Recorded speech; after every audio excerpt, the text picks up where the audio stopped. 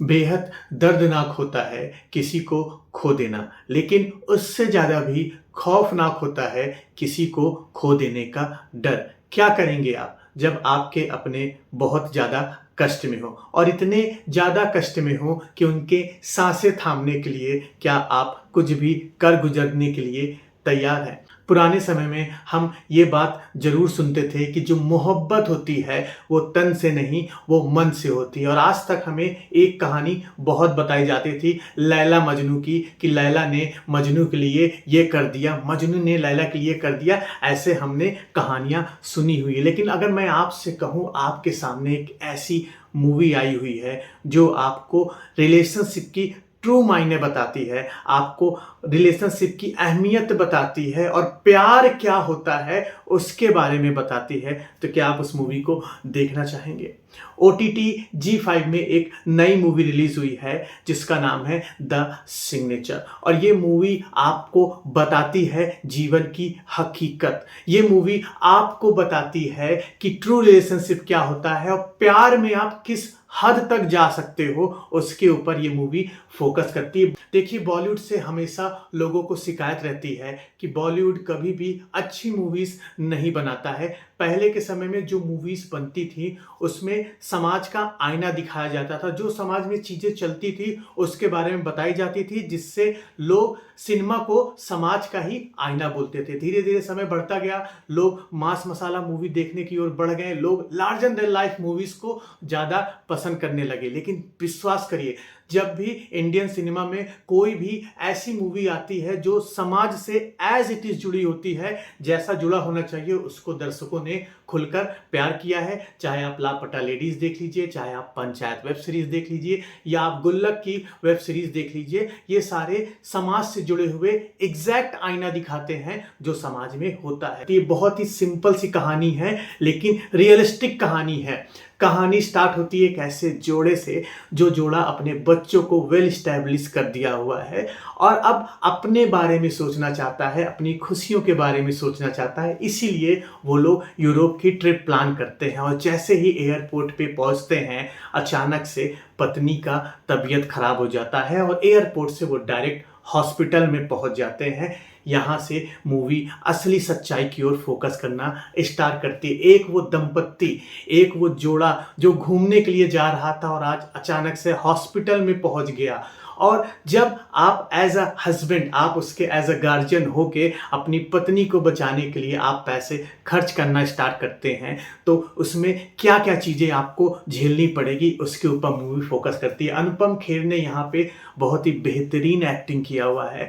अनुपम खेर जब अपनी पत्नी को लेके हॉस्पिटल जाते हैं तो अपनी सारी सेविंग को वो ख़त्म कर देते हैं। अब अपनी पत्नी को बचाने के लिए उनको हर दिन ज़रूरत होती है 1 लाख रुपए की। लेकिन डॉक्टर से जब बात करते हैं तो डॉक्टर बोलता है कि भाई साहब, इनके बचने के चांसेस है नहीं ज़्यादा, लेकिन हम बहुत कोशिश कर रहे हैं।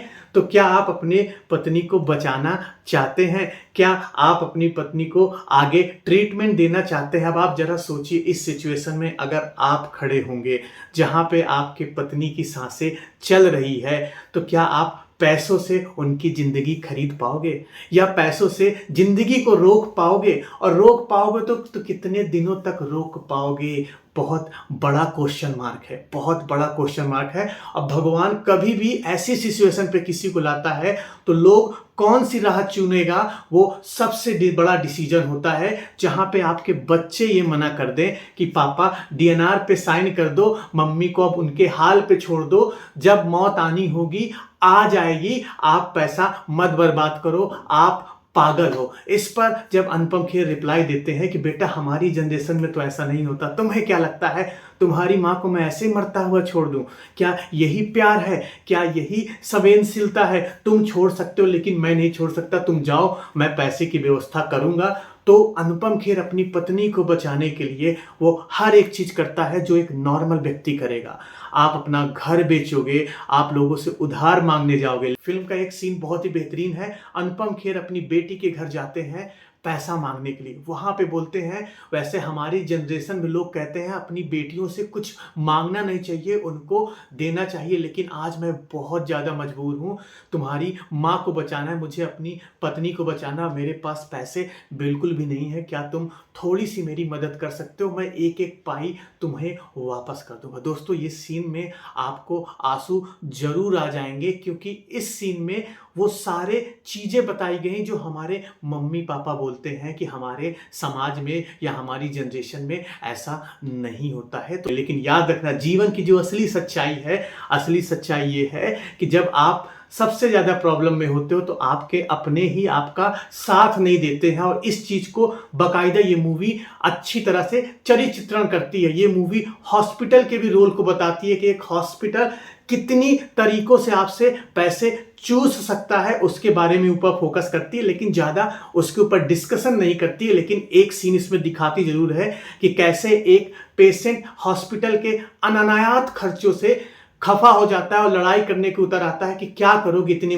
पैसे लेके, मेरे बच्चे को बचा लो। बहुत ही मार्मिक कहानी है दोस्तों, जिसको आपको जरूर देखनी चाहिए। और जरा सोचिए, जब मूवी अपने क्लाइमेक्स सीन पे आती है, अपने एंड सीन पे आती है, तो आप अंदाजा भी नहीं लगा सकते हो कि क्या होने वाला है। आप सोचोगे कि वो पत्नी सही होगी या सही नहीं होगी, लेकिन कहानी में कुछ और ही ट्विस्ट आ जाता है जो कि इस मूवी को बहुत ही बेहतरीन बना देता है।